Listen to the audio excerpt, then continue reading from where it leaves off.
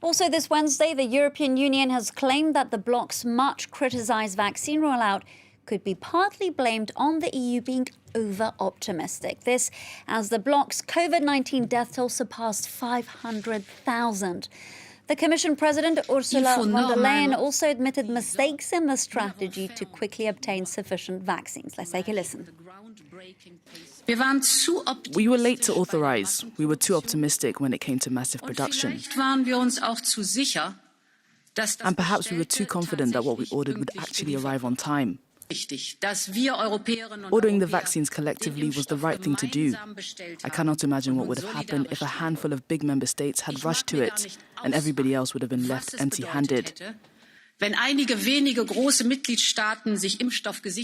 economic terms, it would have been nonsense, and I think the end of our community.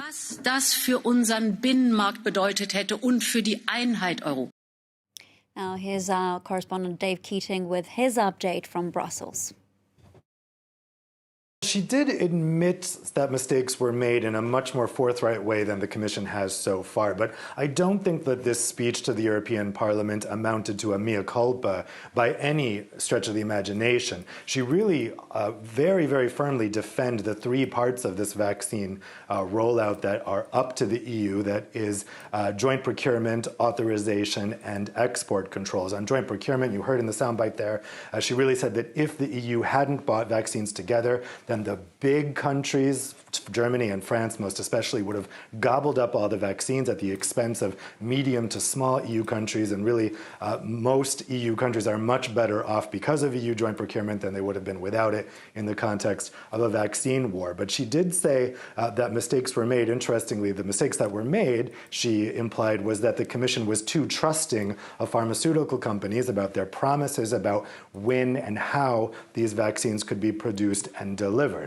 Now, on authorization, it was interesting. In the beginning of her speech, she said the EU had been too slow to authorize. That immediately had a lot of ears perk up because it might look like the Commission is putting political pressure on the independent regulator that does the authorizations, the EMA. But she later clarified what she meant in the speech. She defended the EU's approach to do a more robust conditional market approval as opposed to the emergency use approval that's been done in the US and the UK. She said the more robust approach does take 2 to 3 weeks longer, but it is necessary in order to have the trust of Europeans in order to take these vaccines. Don't forget, continental Europeans are much more vaccine skeptical than people in the US and the UK.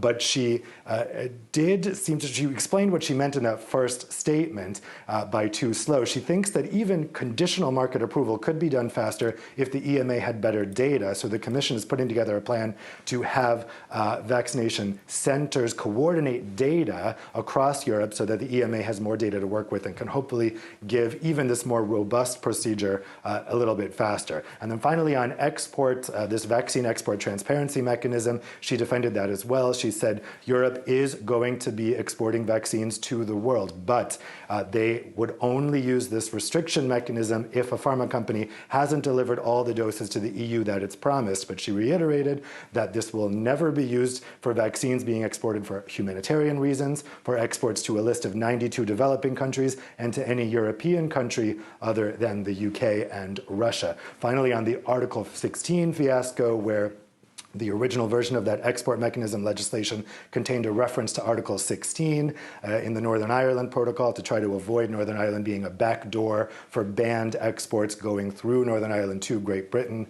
She had an interesting formulation there where she said, quote, mistakes were made. That's a rather famous way for politicians to avoid blame, which is interesting because so much of what we're hearing is that this was a mistake made by her personal cabinet. She is still not taking personal responsibility for that mistake. That was Dave Keating with that update.